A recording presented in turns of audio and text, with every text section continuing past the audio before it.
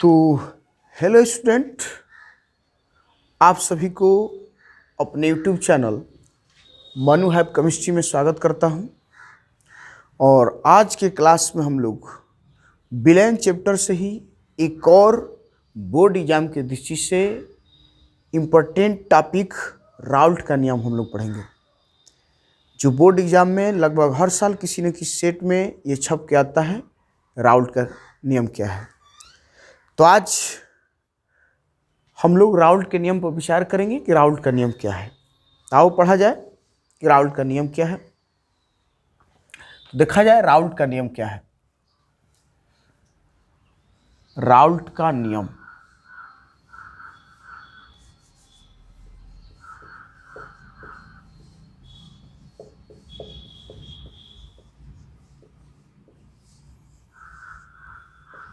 ठीक है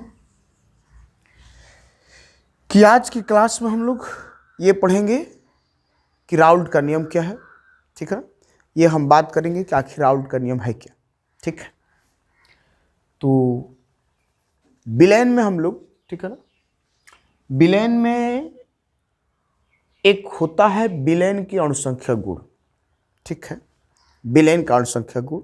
ठीक है, जिसमें थोड़ा सा राउल्ट का नियम बताने से पहले थोड़ा सा इसके बारे में हम थोड़ा सा जानकारी बता देते हैं कि किसके परिप्रेक्ष्य में ये राउल्ट का नियम है। ठीक है ना, उसके बाद सीधे हम आ जाएंगे राउल्ट के नियम पर। थोड़ा सा हम ये समझा दें कि राउल्ट का नियम किस परिप्रेक्ष्य में है। ठीक, तो हम ये बता दे रहे हैं कि एक टॉपिक होता है हमारा बिलेन का अणुसंख्यक गुण।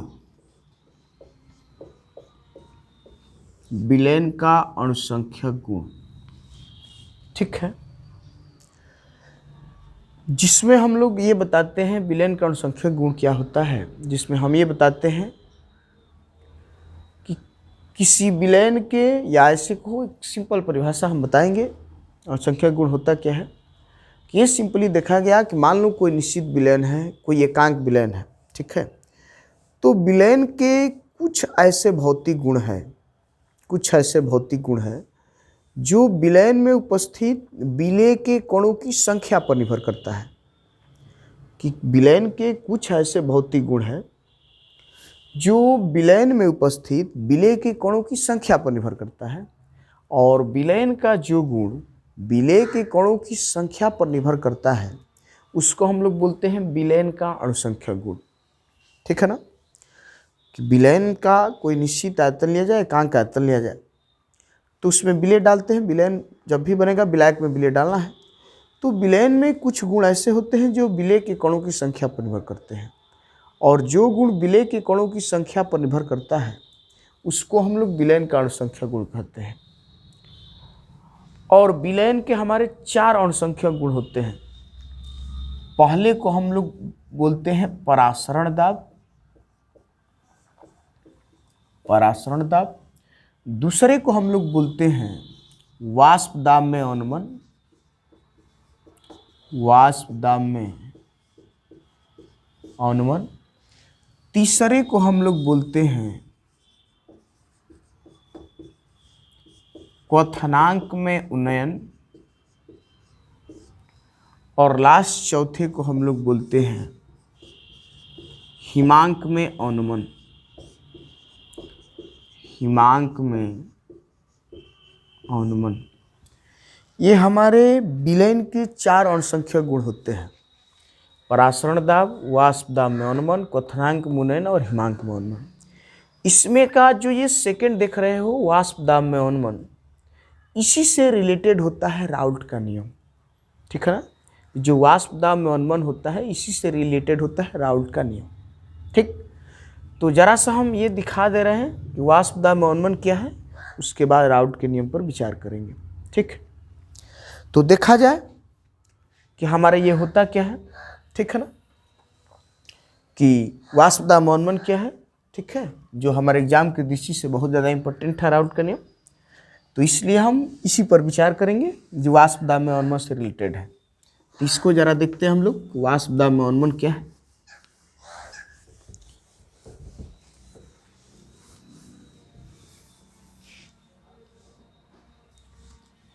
वाष्प दाब में अवनमन।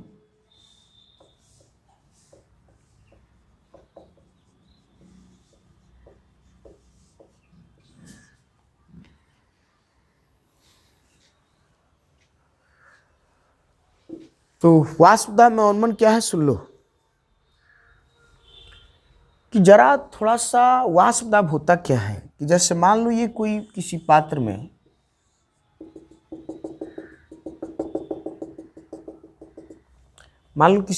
में कोई द्रव भरा है, तो द्रव भरा है तो ये ऑटोमेटिक नेचर है, कोई भी द्रव है तो इससे सिंपली वाष्प निकलेगा, ना। तो जब वाष्प निकलता है, ठीक है ना, तो वाष्प जो होता है इस द्रव की सतह पर एक दाब डालता है, ठीक है ना। वाष्प जब निकलेगा तो इस द्रव की सतह पर एक दाब डालता है, और जो दाब डालता है उसी को हम लोग वाष्प दाब बोलते हैं, ठीक है ना। वाष्प दाब का मतलब कि वाष्प द्वारा डाला गया दाब, ठीक। तो जब वाष्प निकलता है तो इसकी सतह पर एक दाब डालता है जिसको हम लोग वाष्प दाब कहते हैं। इसके अलावा वाष्प दाब की हम लोग दूसरी परिभाषा भी देते हैं,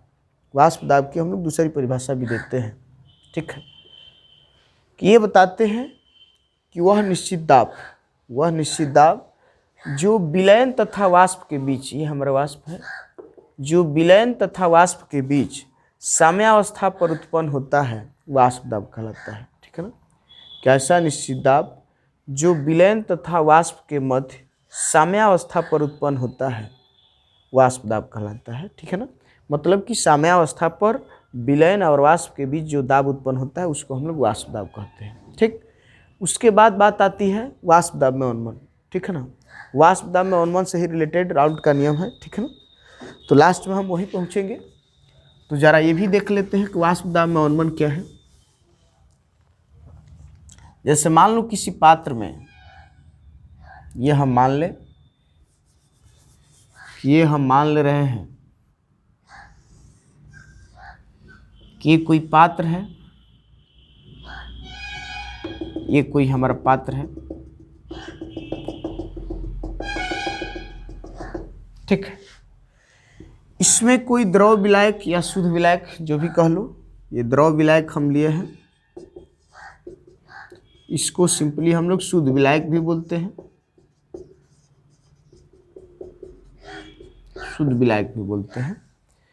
तो जैसे किसी पात्र में हम कोई द्रव विलायक या शुद्ध विलायक लिए हैं, ठीक है ना। और जब कोई द्रव विलायक लिए हैं, जाहिर सी बात है कि वह वाष्प बनाएगा, और वाष्प बनेगा तो इसके सतह पर दाब डालेगा तो इसका कुछ ना कुछ वाष्प दाब तो आएगा ही आएगा। मान ले रहे हैं कि इस द्रव विलायक का जो वाष्प दाब है, सपोज करो कि इस द्रव विलायक का वाष्प दाब P है, हम P मान ले रहे हैं, इस द्रव विलायक का वाष्प दाब P है, ठीक।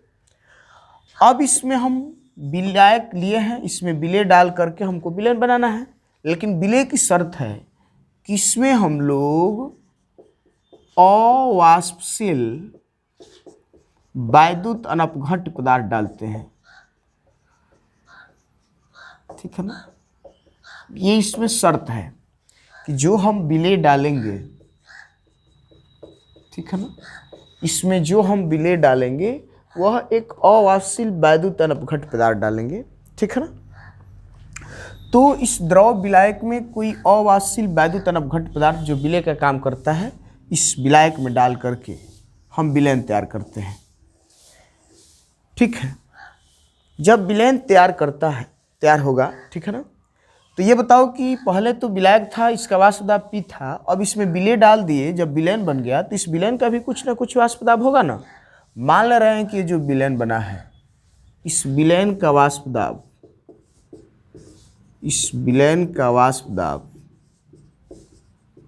PS है, इस विलयन का वाष्प दाब PS है, ठीक। तो बाय एक्सपेरिमेंट ये देखोगे, ठीक है ना, विलयन का वाष्प दाब PS है, ठीक। विलायक का वाष्प दाब P माने थे, विलय डाल करके विलयन बना दिए, अब विलयन का वाष्प दाब मान लिए PS। तो बाय एक्सपेरिमेंट ये देखा गया कि जो हमारा जो विलयन का जो वाष्प दाब PS है, वह इस P के तुलना में कम होता है, ठीक है ना। मतलब कि ये पीएस जो होता है इस पी के तुलना में कम होता है।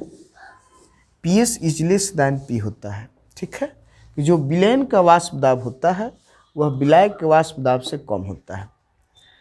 और कितना कम होता है इस बात का पता कैसे लगेगा कि चूंकि हम देख रहे हैं कि विलायक का वाष्प दाब ज़्यादा है, विलयन का वाष्प दाब कम है, और ये हमको पता करना है कि कितना कम है। तो यदि इस बड़े वाले वैल्यू में से छोटे वाली वैल्यू को घटा दे तो पता चल जाएगा। इसका मतलब कि यदि हम लोग इस P में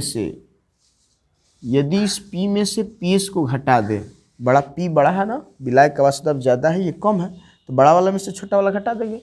तो यदि विलायक के वाष्प दाब में से विलयन के वाष्प दाब को घटा देंगे तो ये पता चल जाएगा कि वाष्प दाब में पहले की अपेक्षा कितनी कमी हुई है। क्योंकि पहले P था, अब घट करके PS हो गया है, तो ये पता करना है कितना कमी हुई है। तो यदि P में से PS को घटा देंगे तो पता चल जाएगा कि वाष्प दाब में कितनी कमी हुई है। और वाष्प दाब में जो कमी होती है, उसे वाष्प दाब में अवनमन कहते हैं। ठीक है ना, उसको हम लोग बोलते हैं वाष्प दाब में अवनमन। कि यहाँ वाष्प दाब में पहले की अपेक्षा जितनी कमी होती है उसी को बोलते हैं वाष्प दाब में अवनमन। अर्थात वाष्प दाब में अवनमन इक्वल टू हम लिख सकते हैं, वाष्प दाब में अवनमन इक्वल टू लिख सकते हैं P माइनस PS। कि वाष्प दाब में अवनमन इक्वल टू आ गया P माइनस PS। ठीक है, ये हमारा वाष्प दाब में अवनमन है। ठीक, तो वाष्प दाब में अवनमन समझ गए होंगे। ठीक है ना, कि वाष्प दाब में अवनमन इक्वल टू आ गया P माइनस PS। मैंने सीधा समझ जाओ कि वाष्प दाब में जो कमी होती है उसी को वाष्प दाब में अवनमन कहा जाता है। अवनमन सीधा दिखाता है कमी को। वाष्प दाब में जो कमी होती है ना, तो जो कमी होती है उसी को अवनमन कहा जाता है। मैंने कमी सीधी सी बात है कि यहाँ जो अवनमन लिखा है, अवनमन कमी को शो करता है। वाष्प दाब में जितना कमी होती है उसको वाष्प दाब में अवनमन कहते हैं। उसके बाद वाष्प दाब में अवनमन से रिलेटेड एक और टॉपिक आता है, वाष्प दाब में अपेक्षिक अवनमन। वाष्प दाब में अपेक्षिक अवनमन, जो वाष्प दाब में अवनमन है ना, उसी से रिलेटेड ये टर्म आता है वाष्प दाब में अपेक्षिक अवनमन। ठीक है, तो अपेक्षिक अवनमन में करना क्या है कि यहाँ जरा देखो कि जो वाष्प दाब में अवनमन है ना, जो वाष्प दाब में जो अवनमन है, यदि वाष्प दाब में अवनमन में यदि शुद्ध विलायक के वाष्प दाब से भागा कर दिया जाए तो वाष्प दाब में अपेक्षिक अवनमन निकल जाता है। तो वाष्प दाब में जो अवनमन है उसमें जो शुद्ध विलायक का वाष्प दाब P माने हैं, यदि इससे भागा कर दें तो वाष्प दाब में अपेक्षिक अवनमन निकल जाता है। अर्थात वाष्प दाब में अपेक्षिक अवनमन इक्वल टू हो जाता है P माइनस PS अपान P। ठीक है, तो उम्मीद करते हैं कि इतनी बात समझे हो। ठीक है, उसके बाद इस क्लास लेने का मुख्य मकसद था राउल्ट का नियम समझाना। हम उस सीधे वहाँ आते हैं। ठीक है ना, कि आखिर राउल्ट का नियम क्या है। ठीक, तो इसी वाष्प दाब में अपेक्षिक अवनमन से रिलेटेड ये राउल्ट का नियम है। ठीक है, तो यहाँ तक समझ गए होंगे। अब सीधे अपने टॉपिक की बात करते हैं, जो हमारा उद्देश्य था इस टॉपिक में समझाना, और जो हमारे बोर्ड एग्जाम में बहुत ज़्यादा इम्पोर्टेंट है। लगभग हर साल किसी न किसी सेट में छप के आता है कि राउल्ट का नियम क्या है। ठीक, तो ज़रा हम ये देखते हैं कि राउल्ट का नियम क्या है, ये देखा जाए जरा।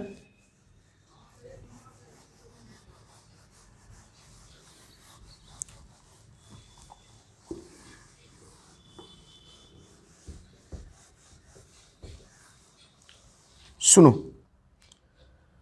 राउल्ट ने ये बोला था अपने नियम में, क्या बोला है राउल्ट ने, कि यदि हम लोग ताप को स्थिर कर दें, ठीक है ना, राउल्ट ने ये बोला है कि यदि हम लोग ताप को स्थिर कर दें, मतलब कि स्थिर ताप पर, राउल्ट ये बोला कि यदि हम लोग ताप को स्थिर कर देते हैं तो किसी तौन विलयन का, या ये कहो कि किसी तौन विलयन के लिए वाष्प दाब में जो अपेक्षिक अवनमन होता है वह विलयन में उपस्थित विलेय के मोल प्रभाज के बराबर होता है। कहने का सीधा अर्थ यह है कि राउल्ट ये बोल दिया कि यदि किसी तौन विलयन को हम लेते हैं तो उसके लिए वाष्प दाब में जो अपेक्षिक अवनमन होता है वह विलयन में उपस्थित विलेय के मोल प्रभाज के बराबर होता है। मतलब इसको यदि हम लिखना चाहें तो लिख सकते हैं कि इसके नियम के अनुसार जो वाष्प दाब में आपेक्षिक अवनमन है, जो वाष्प दाब में आपेक्षिक अवनमन है, वह विलयन में उपस्थित विलेय के मोल प्रभाज के बराबर होता है। ठीक है ना। कि ये बोला कि यदि टेम्परेचर को कांस्टेंट करते हैं तो किसी तन विलयन के लिए, ठीक है ना, किसी तन विलयन के लिए, ठीक, मतलब तन विलयन की बात कर रहे हैं हम लोग, कि यहाँ अर्थ है तन विलयन के लिए, तन विलयन। ठीक, कि ये बोला कि यदि ताप को स्थिर करते हैं तो किसी तन विलयन के लिए वाष्प दाब में जो अपेक्षिक अवनमन होता है वह विलयन में उपस्थित विलेय के मोल प्रभाज के बराबर होता है। ठीक है, उसी को लिख दिए हैं कि वाष्प दाब में अपेक्षिक अवनमन इक्वल टू विलेय का मोल प्रभाज। ये बोला कि टेम्परेचर कांस्टेंट होगा तो वाष्प दाब में जो अपेक्षिक अवनमन होगा वह विलेय के मोल प्रभाज के बराबर होगा। अभी हम लोग देखे थे कि वाष्प दाब में अपेक्षिक अवनमन का फॉर्मूला निकल के आया था P minus P/P equal to, जहाँ P द्रव विलायक या शुद्ध विलायक का वाष्प दाब था, PS हमारा विलयन का वाष्प दाब था। विलेय का मोल प्रभाज क्या होगा कि पिछली वीडियो में हम लोग मोल प्रभाज का वीडियो बनाए हम लोग। ठीक है, तो जो मोल प्रभाज नहीं देखा होगा यूट्यूब पर सर्च करके देख लेना, mole fraction by Manu sir, या चैनल को यूट्यूब पर चैनल को सर्च करना मनु हैव केमिस्ट्री। ठीक है ना, उसमें प्ले लिस्ट में जाला, उसमें चैनल को खोल करके प्ले लिस्ट में जाना। ठीक है ना, सॉल्यूशन जो चैप्टर है ना उसका प्ले लिस्ट बनी हुई है, उसमें देखोगे तो मोल फ्रैक्शन की वीडियो मिल जाएगी। प्ले लिस्ट को ढूंढ लेना। ठीक है ना, प्ले लिस्ट में जाके देखोगे तो मोल फ्रैक्शन की वीडियो मिल जाएगी। उसमें विलयन की जितनी भी वीडियो है उसका प्ले लिस्ट बना हुआ है। ठीक है ना, तो उस पर ये मोल फ्रैक्शन की वीडियो मिल जाएगी। तो वहाँ हम लोग विलेय के मोल प्रभाज का फॉर्मूला लिखे हैं स्मॉल n अपान small n plus capital N। ये हम लोग लिखे हैं, जहाँ स्मॉल n विलेय के मोलों की संख्या होती है और कैपिटल N विलायक के मोलों की संख्या होती है। ठीक, अब सुनो जरा, ये बात तो राउल्ट ने बोला। अब थोड़ा सा देखो, चूंकि बात हो रही है तन विलयन के लिए, राउल्ट ने डिफिनीशन में तन विलयन बोला है, तो यहाँ लिखेंगे कि तन विलयन के लिए, तन विलयन के लिए। अब देखो, तन विलयन की बात करते हैं तो किसी भी तन विलयन में जो विलेय के मोलों की संख्या होती है ना, वह विलायक के मोलों की संख्या की तुलना में बहुत कम होती है, बहुत कम। ठीक है ना, मतलब नगण्य के बराबर होती है, यही मान लो। मतलब हम लिख सकते हैं कि small n is very very is less than capital N। Small n की वैल्यू कैपिटल N की तुलना में बहुत कम होती है। अब जब बहुत कम होती है तो एक बहुत कम राशि को यदि एक बहुत बड़ी राशि में जोड़ेंगे, ठीक है ना, यहाँ स्मॉल n का मान कैपिटल N की तुलना में बहुत कम है, और जब एक बहुत कम राशि को एक बहुत बड़ी राशि में जोड़ते हैं तो स्मॉल n को यदि कैपिटल, मान लो कि बहुत 1 करोड़ संख्या है, उसमें 0.00005 जोड़ना है या 0.0001 जोड़ना है, तो 0.001 का कोई औकात ही नहीं है उसके आगे, 1 करोड़ के आगे। उसी तरीके से यदि स्मॉल n के वैल्यू कैपिटल N की तुलना में बहुत कम है तो स्मॉल n को कैपिटल N में जोड़ेंगे तो लगभग इसकी जो वैल्यू आएगी इस कैपिटल N के ही बराबर आ जाएगी, क्योंकि स्मॉल n लगभग नगण्य के बराबर है, कैपिटल N की तुलना में बहुत कम है, तो ऐड करेंगे तो इसकी वैल्यू लगभग कैपिटल N के बराबर ही आ जाएगी। ठीक, अब हम क्या करेंगे कि small n plus capital N की जगह पर कैपिटल N लिख देंगे। तो लिखेंगे तो देखो फार्मूला क्या बनेगा, P minus PS/P equal to small n upon capital N। ठीक है ना, ये हमारा राउल्ट का नियम है। ठीक है, ये हमारा राउल्ट का नियम है। ठीक है, अब देखो कभी कभी विलेय और विलायक के मोलों की संख्या क्वेश्चन में देता नहीं है। ठीक है ना, तो इस फॉर्मूले को चेंज करके एक नया रूप तैयार करते हैं जिस पर हमारे एग्जाम में क्वेश्चन भी आता है। तो चूंकि स्मॉल n बराबर होता है W/m, ठीक है ना, जहाँ स्मॉल w को सिंपली ग्राम में लिखते हैं, माने कि विलेय के मोल निकालना है तो विलेय की ग्राम में मात्रा जिसको w स्मॉल w से दिखाते हैं, विलेय के अणु भार या मोलर द्रव्यमान स्मॉल m से। इसी तरीके से यदि विलायक का मोल निकालना होता है तो कैपिटल N बराबर लगाते हैं कैपिटल W, विलायक की मात्रा को कैपिटल W से दिखाते हैं, भी ग्राम ही में लेंगे और विलायक के अणुभार को m से लिख दे रहे हैं। यहाँ m को अणुभार ही मानना, कहीं मोलरता मत मान लेना, क्योंकि यहाँ हमको मोल निकालने हैं। मोल निकालने के लिए पदार्थ की ग्राम मात्रा में उसके अणुभार से भाग करते हैं। तो विलेय के लिए सब स्मॉल में दिखाए हैं, विलायक के लिए सारी वैल्यू कैपिटल में दिखाए हैं। अब स्मॉल n कैपिटल N की वैल्यू जरा उसमें लगा दो, एक नया फार्मूला तैयार होगा। तो लगाएंगे तो P minus P S upon P equal to small n के जगह पर लगा देंगे small w upon small m पूरा का बट्टा कर देंगे। कैपिटल n के जगह पर capital W by capital M, capital W by capital M। ठीक है, एक लाइन और आगे बढ़ाएंगे, P minus P S upon P equal to अंश का जो हर होता है हर में जाता है, तो लिखेंगे small w upon small m into जो हर का हर होता है वो अंश में जाता है, तो लिखेंगे capital M upon capital W। ये हमारे राउल्ट के नियम का ओरिजिनल परिणाम निकल के आता है। ये हमारा राउल्ट का नियम है। ठीक है, तो यही राउल्ट ने बोला है, ठीक है ना, कि राउल्ट के नियम बता देंगे कि इस नियम के अनुसार स्थिर ताप पर किसी तन विलयन के लिए वाष्प दाब में अपेक्षिक अनुमान विलयन में उपस्थित विलेय के मोल प्रभाज के बराबर होता है। अब इस वैल्यू को पुट कर दिए हैं, चूंकि तन विलयन की बात है तो small n plus capital N है, और स्मॉल n कैपिटल N की वैल्यू लगा दिए तो ये फार्मूला निकल के आ गया। इस पर हमारे एग्जाम में क्वेश्चन आता है, इसमें देखो 6 वैल्यू है, P P S W small m capital W capital M, 6 value है। इसमें से कोई भी 5 वैल्यू एग्जाम में आता है, मैंने 5 वैल्यू बोर्ड एग्जाम के पेपर में लिख के आएगा और 6वीं वैल्यू यहाँ से निकालना होता है। ठीक है ना, अक्सर एग्जाम में स्मॉल m की वैल्यू पूछता है। ठीक है ना, स्मॉल m का मतलब विलेय का अणुभार, कि 6 इसमें राशि है जिसमें 5 राशि की वैल्यू देता है और 6वीं राशि पूछी जाती है, और अक्सर स्मॉल m की वैल्यू पूछी जाती है विलेय के अणुभार। यहाँ स्मॉल m विलेय का अणुभार है तो अक्सर इससे विलेय का अणुभार पूछा जाता है। ठीक है, तो यही हमारा राउल्ट के नियम का अंतोगत परिणाम निकल के आता है, P minus P S upon P equal to small w upon small m into capital M upon capital W। ठीक है, तो उम्मीद करते हैं कि राउल्ट का नियम बहुत बेहतर तरीके से समझे होंगे। ठीक है ना, तो इसी तरीके से चैनल पर बने रहिए। ठीक है ना, और अधिक से अधिक सपोर्ट कीजिए ताकि और बेहतर तरीके से इस पर वीडियो अपलोड किया जाए और तुम लोग को उससे अधिक से अधिक बेनिफिट हो। ठीक है, तो इस वीडियो में इतना ही, फिर मिलेंगे हम लोग नेक्स्ट वीडियो में। Thank you.